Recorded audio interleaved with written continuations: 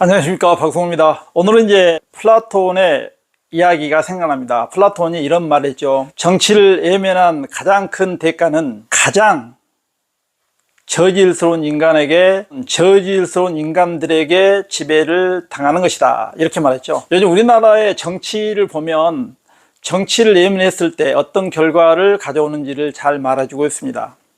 여러분, 역사를 통해서 많은 그런 생각을 해보시면 좋겠습니다. 오늘은 이제 중국의 정복 왕조 중에서 세계 대제국을 형성했던 바로 온나라, 즉 몽골에 대한 이야기를 해보겠습니다. 자, 몽골이라는 나라는 어떻게 해서 대제국과 어떻게 해서 멸망했는가, 여기에 대해서 이제 설명하겠습니다. 1206년 태무치라는 사람이 쿠릴타이 회의에서 바로 칭기스칸으로 이렇게 추대가 됩니다. 원래 태무치라는 그 이름은 가장 좋은 새로 만든 인간이란 뜻입니다. 그 사람이 쿠릴타이라는 몽골 부족회의에서 칸으로 추대가 됩니다. 칸 하면 이제 황제로 추대됐다, 이렇게 말하면 쉽겠습니다. 이 사람이 이제 천호제와 백호제라는 군사 행정 조직을 이용해서 정복사를 벌입니다. 다시 말하면 유목민족을 통합을 했죠. 그래가지고 대제국을 형성하고 그 뒤에 오고타이, 차가타이, 킵착, 이랑국의 4개의 울루스로 이렇게 나눠지면서 이제 번성을 합니다. 그러다가 홍건적의 농민 반란으로 인해서 주원장에게 이제 망하고 추방됐다, 이렇게 알아두시면 좋겠습니다. 이제 유목민들을 통합할 수 있었던 것이 아까 천호제와 백호제다 그랬죠.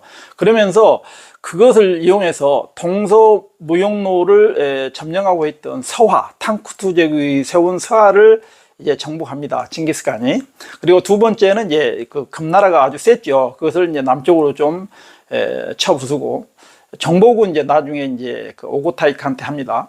그리고 이제 세 번째는 중앙아시아의 그 이슬람 세력이었던 호라즘을 바로 정복을 하죠. 그 호라즘은 지금의 우즈베키스탄 그 근처를 말하겠습니다. 그래서 어느 정도의 기반을 닫고 이제 죽습니다. 그 사후에 이렇게 여러 개의 울루스, 다시 말하면 옛날엔 칸국 그랬는데 요새는 울루스라고 합니다. 그래서 이제 그 오고타이 울루스, 차가타이, 그 다음에 주치, 그 다음 홀라그 울루스, 이렇게 나눠지죠. 그런데 칭기스칸에게는 4명의 아들이 있었습니다. 첫 번째 아들이 이제 주치였죠. 두 번째 아들은 바로 뭐이겠습니까? 바로 차가타이. 세 번째 오고타이. 네 번째 아들이 툴루이라고 있었어요. 그런데 이제 여러분이 이 몽골의 역사를 할 때는 이 사람들의 이름을 좀 알아야 됩니다. 주치의 아들이 바투입니다. 이제 오고타이의 아들이 이제 구유쿠, 그리고 이제 툴루의 아들이 몽케가 있고, 쿠빌라이가 있고, 그 다음에 홀라구가 있습니다. 두 번째였던 이제 오고타이 칸에 대한 이야기를 했습니다. 오고타이 칸 때는 금나라를 완전히 정복합니다. 그래서 1, 2, 3, 4년에 금나라를 정복해서 이제 남쪽을 완전히 차지하겠죠. 오고타이 칸의 조카였던, 다시 말해 주치의 큰형의 이제 조카였던 바투가 지금의 헝가리 지역이죠. 그쪽 지역을 이제 정복을 합니다. 그래서 킵차크 칸국을 세웁니다. 킵차크 칸국을 세웠다. 이 정도는 이 오고타이 칸에서 알아둘 내용입니다. 그리고 세 번째 그 칸이 구육구 칸인데, 이때는 이탈리아 선교사죠. 그래서 이 카르페니가 초원의 길을 통해서 이렇게 들어온다. 이것이 이제 구육구 칸에서 해야 될 가장 중요한 내용입니다. 그 다음에 이제 툴루의 아들 몽케 칸. 그죠? 이제 4대 그 칸이 이제 몽케 칸이죠. 몽케 칸 때는 홀라구가 1258년에 아바스 왕조를 멸망시킵니다. 우리가 아바스 왕조 하면 어서 많이 들어봤죠? 당나라 때 751년에 탈라스 전투했어요. 탈라스 전투. 그 탈라스 전투에서 중국 당나라 패했죠. 그래서 이제 장건이 한나라 무제 때 개척한 비단길을 거의 상실하죠. 그 몽케 칸 때도 그 프랑스의 선교사 느르 초원의 길을 통해서 들어왔다, 이렇게 알아두면 좋겠습니다. 그리고 이제 가장 중요한 사람이 누구냐? 쿠빌라이 칸이죠. 이 쿠빌라이 칸은 5대 칸입니다. 이때 이제 남송을 완전히 이제 그 복속을 정복을 합니다. 그래 가지고 드디어 이제 수도를 베이징으로 옮기는 거죠. 원래 이 몽골의 수도는 카라코름이었습니다. 카라코름에서 드디어 베이징 대도로 옮기는 거죠. 이때가 바로 이제 쿠빌라이 칸 때입니다. 우리 쿠빌라이 칸 하면 이제 우리나라 고려 시대하고 관계있죠. 우리나라 고려를 정복했던 바로 쿠빌라이 칸이다, 그죠?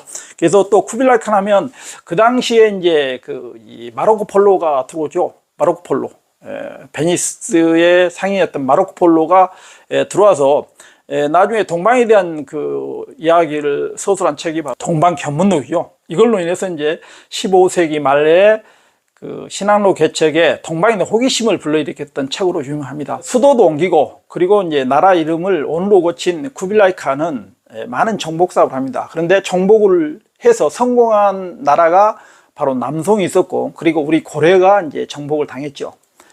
그런데 정복하지 못한 곳이 있죠. 어디예요? 베트남이 못했습니다. 베트남. 그리고 일본을 2번이나 원정했죠. 우리나라 고려시대 때 일본은 가마쿠라 막부였습니다. 그래서 가마쿠라 막부 때 원이 일본 원정을 갔는데 2번 다 실패했다는 것이고, 그 다음 2번째는 베트남을 갔는데 베트남에도 실패했습니다. 그때 베트남은 바로 쩌낭제였어요. 그래서 쩌낭따오의 활약으로 인해서 베트남을 정복하지 못합니다. 그렇지만 고려와 이제 그 남송은 지배했죠. 자, 그리고 이제 이렇게 지배한 곳에서는 뭐예요? 행성을 설치합니다. 그리고 이제 다루가치라는 감독관을 파견한 것이 바로 몽골이었다. 이렇게 알아두시면 되겠습니다. 자, 이런 대지구를 형성한 몽골이 왜 멸망했는가? 그 이유는 첫 번째는 뭐예요? 황희 계승 다툼이죠. 지금 말하면 이제 권력 다툼이 일어났죠. 황제를 서로 하기 위해서. 그래서 황희 계승 다툼이 있었고, 그 다음에는 이제 그 사치와 낭비, 그죠? 사치와 낭비. 뭐 사치와 낭비로는 개인이고 국가고 전부 다 멸망한데 일도 아니죠. 그래서 우리나라의 고종 때 뭐 명성황후 이런 사람도 국가 돈은 그냥 뭐 물색기 하는 거죠. 그래서 망한다. 그리고 특히 이제 교초라는 그런 지폐가 남발되죠. 그러니까 인플레 현상이나 이런 것이 많이 나타나죠. 이 국가는 이제 쇠망하게 됐다고. 세 번째는 뭐겠어요? 홍건적의 난이 있습니다. 홍건적의 난. 이 홍건적의 난은 원래 그 당시에 온나라 말기에 한산동이라는 사람이 수장이 돼서 일어난 농민의 반란입니다. 자, 그때 이제 주원장이 많은 이제 그 역할을 해가지고 끝내는 이제 명나라를 세우게 됩니다. 이제 주원장도 그때는 별볼 없는 그런 서민의 자식이었죠. 그런데 이제 왕까지 오르게 됐다. 이렇게 알아두시면 되겠고. 자, 그러면 이 홍건적은 어떤 사상에 기반을 뒀는가? 이것은 백령교도의 그 이 사상을 가지고 했다고 하죠. 백령교도라는 것은 송나라 때 자원이 창시합니다. 그래가지고 현 세상을, 그러니까 현세를 부정하고 그리고 내세를 중시합니다. 그리고 이제 미륵신앙을 이제 신봉하는 그런 사람들이죠. 그래서 이 사람들이 바로 이제 그 나중에 청나라의 의화동 운동까지 이렇게 연결되는, 그렇지만 이제 그 주원장이 왕이 된 뒤로는 바로 많은 탄압을 받았다. 그죠? 그래서 이 사람들이 그때 외웠던 것이 뭐냐면 바로 이제 무생, 노모, 진공, 가향. 그죠? 그래서 이런 것들은 이상적인 세계를 그 미륵을 보내서 이루겠다. 이것이 이제 불교에서 말하는 미륵신앙과 같죠.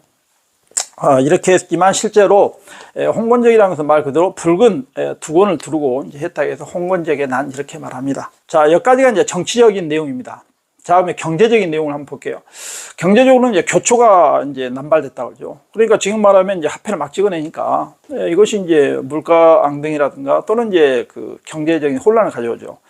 그다음 두 번째 알아둘 것은 이제 목화 재배가 확대했다. 목화 재배가 확대됐는데 우리나라도 그 당시에 이제 문익점이가 원에서 이제 그 목화를 가져옵니다. 그래가지고 우리나라의 의생활에 혁명을 이뤘다 그러죠. 그때부터 이제 우리 민족도 좀 따뜻한 이불도 이제 무명으로 해서 이렇게 덮고 자고 또 따뜻하게 입을 수 있었던 그런 기회가 됐던 것이거든요. 자, 이제 사회를 보면 몽골 제일주의를 표방합니다. 그러니까 이것은 뭐예요? 사회 경제적으로 엄청난 차별했다는 거죠. 이런 차별된 사회는 오래 가지 못합니다. 그죠? 지금도 우리나라도 보면 강남에 사는 사람, 그다음에 지방에 사는 사람 엄청 차이가 있잖아요. 그러면 이제 이렇게 나라가 좀 안 좋죠. 자, 그래서 여기도 마찬가지요. 제일 위에 1단계는 한 1.5% 정도밖에 안 되는데 몽골인이 거의 다 모든 권력을 장악합니다. 그 다음에 생목인이 또 그 1.5% 정도 되거든요. 1.5%가 생목인이에요. 그래서 이 생목인들도 1.5%인데 이 생목이란 말은 한자로 하면 이제 눈에 색깔이 있는 사람. 근데 이것은 좀 이상한 말 같고 실제로 이제 서양 각지에도 전부 이제 이렇게 들어온 외국인들이 많죠. 그래서 다양한 외국인들을 우리가 생목인 그럽니다. 이 사람들은 이제 그 회계에 아주 능하죠. 그래서 재정을 주로 담당했다고 그러죠. 그 다음에 세 번째 그런 그 계층은 누구냐? 한인입니다. 한인. 한인은 이제 우리 고려 사람도 들어가겠죠. 그리고 남인이 이제 마지막이에요. 남인. 그래서 남인은 약 83%입니다. 83%가 남인이었는데 이 사람들은 이제 남성 사람들이겠죠. 끝까지 이 온나라에 저항했다 해서 가장 싫어합니다. 그래서 어차피 한인이나 남인은 다 피지배계층입니다. 그렇지만 남인은 더 많은 천대를 받았다. 이렇게 알아두고 여진족이나 거란족 이런 고려인들은 약 14%였는데 그 14%는 그래도 남인보다 훨씬 더 대접을 받았다, 이렇게 생각하시면 되겠습니다. 이 과거제는 아주 미미합니다. 그 영향이 미미하다. 그냥 거의 이제 실시가 안 됐다 해도 과언이 아닙니다. 자, 이제 문화를 보면 온나라 하면 곡입니다. 곡. 그래서 서상기나 비파기, 그러니까 조광지처라든가 또는 현모양처에 대한 그런 그 이야기가 바로 이제 서상기, 비파기, 온곡이다 그죠. 그 다음에 이제 그 파스파 문자가 온나라 문자입니다. 파스파 문자. 그래서 파스파 성녀에 의해서 만들어진 온나라 문자다 그죠. 1582년에 그레고리 역이 발표됐습니다. 그런데 300년 전에 이미 1년을 365일로 이렇게 규정한 그런 달력이 온나라의 수시력이에요. 그때 이제 곽수경이라는 사람이 아라비아의 해외력을 참고로 해서 만든 달력. 그러니까 그리고 이제 온나라도 많은 그런 개방적인 사회이기 때문에 외래 종교가 많이 들어옵니다. 그러니까 티베트에서 유행했던 라마교가 들어오고, 그 전에 이슬람교, 그 다음에 네스토리우스교, 크리스트교가 들어오겠죠. 이런 것들이 많이 유행했던 곳이 온나라다, 이렇게 알아두면 됩니다. 동서 교류가 아주 많았던 그런 시기가 이제 온나라 때다 그죠. 그래서 특히 이제 온나라는 대지역으로 형성했기 때문에 그 지역들을 전부 다 관리하는 데는 역참이 중요해요. 역참. 역참은 엄청 중요하죠. 대제국을 형성하는데 역참이라는 것은 뭐예요? 교통과 통신 시설이잖아요. 그러니까 이제 어떤 공문을 처리한다든가 또는 이제 어떤 지시를 내릴 때 항상 어째요? 말을 타고 그 다음에 또 먼 거리를 가야 되니까 거기서 자고 또 말을 바깥 타고 그래야 되잖아요. 이게 역참이에요. 역참을 이용할 수 있는 통행증이 뭐냐면 우리가 한자로는 패자 또는 파이자 그래요. 우리나라에서 그런 거 있죠. 조선시대나 고려시대에 우리가 말이나 이런 것을 교환을 탈 수 있는 거, 이것은 마패라 하죠. 근데 여기서는 패자 이렇게 말한다는 것. 그러니까 역참이 온나라의 그런 큰 제국을 원활하게 교통과 통신망으로 이용됐다, 이렇게 알아두면 좋겠습니다. 여기서 시박사가 이제 해상무역을 담당한다. 활판 인쇄술 또는 활자 인쇄술 이렇게 생각하시면 되겠습니다. 이 교류가 되는 데 있어서 가장 중요한 것은 이제 그 동서 교역로가 있죠. 여러분이 많이 들어봤을 겁니다. 초원의 길, 스탠로드 그죠? 두 번째가 비단길, 실크로드 또는 사막길이라고 합니다. 그 다음에 세 번째가 이제 바닷길이다 그러죠. 이게 바닷길은 이제 탈라스 전투 이후에 당나라가 주로 많이 이용했죠. 그러다가 이제 명청대로 계속합니다. 자, 그러면 먼저 초원의 길에 대한 이야기를 해볼게요. 초원의 길이 가장 먼저 동서 교류를 하는데 처음 생겨난 길이죠. 초원의 길, 제일 위쪽에 있죠. 그래서 이제 유라시아 대륙과 아시아를 이렇게 연결해주는 그런 것이죠. 그래서 이제 그 초원의 시대는 스키타인들이 주로 이제 유라시아 대륙의 기마술, 말 타는 거, 그리고 이제 청동기 문화를 전해줬던 것이 바로 스키타이족이다. 이 그 초원의 길은 나중에 흉노족이라든가 몽골족이라든가 이런 것이 유럽 원정 갈 때도 다 이렇게 초원의 길을 이용했다. 그러니까 카르핀이라든가 그리고 이제 바투가 원정 갈 때도 마찬가지로 초원의 길을 이용했다. 이 정도는 꼭 알아두시면 되겠습니다. 몽케간 때 프랑스의 선교사 루브르크도 실제로 이제 초원의 길을 통해서 왔다, 이렇게 알아두시면 되겠습니다. 그다음 비단길, 이 비단길은 한나라 무제 때 장건이가 이제 개척한 거죠. 그래서 이제 그 전에 했지만 불교라든가 인도의 간다라 미술에 영향을 준 것도 이쪽이었다. 당나라 때 탈라스 전투가 이제 일시적으로 아바스 왕조한테 실패하면서 주도권을 이슬람에 넘어갔다는 것 정도 알아두시고, 그 다음에 종이, 제지술, 여기를 통해서 비단길을 통해서 갔다 그랬죠. 그 다음에 비단이나 차, 도자기 이런 것이 간 것이 바로 비단길이다, 이렇게 알아두면 돼요. 그 다음에 바닷길이죠. 바닷길. 원래 바닷길은 계절풍을 이용한 그런 항로죠. 계절풍이라는 것은 뭐예요? 겨울에는 이제 그 북동풍이 불고, 그리고 이제 여름에는 남동풍이 불고 그러죠. 이것을 우리가 몬순 그러죠. 몬순. 그래서 이런 것을 이용해서 갑니다. 이것도 8세기 이후에는 이슬람 세력들이 완전히 거의 뭐 점령하다시피 합니다. 자, 그래서 당나라 후기 때부터 이제 계속 이용됐고, 당나라에서는 이제 동남아를 거쳐서 저기 홍해, 그 다음에 진흥해까지 가는 거죠. 로마까지. 그래서 이런 길을 택합니다. 그래서 이제 이곳을 통해서 온 사람이 바로 이븐 바투타 그러죠. 모로코의 여행길을 썼던 이븐 바투타. 이거 다 이제 바닷길을 통해서 옵니다. 그리고 이제 항저우나 꽝저우, 취안저우 이런 데가 발달된 것도 전부 다 바닷길 때문에 그런다. 육두구가 있어요. 육두구 소화제나 치사제로 쓰였던 육두구가 이 바닷길을 통해서 이제 들어온다, 이렇게 알아두면 되겠습니다. 그리고 이제 그 명나라의 그 정화가 온전을 할 때도 바닷길을 이용했다, 그죠?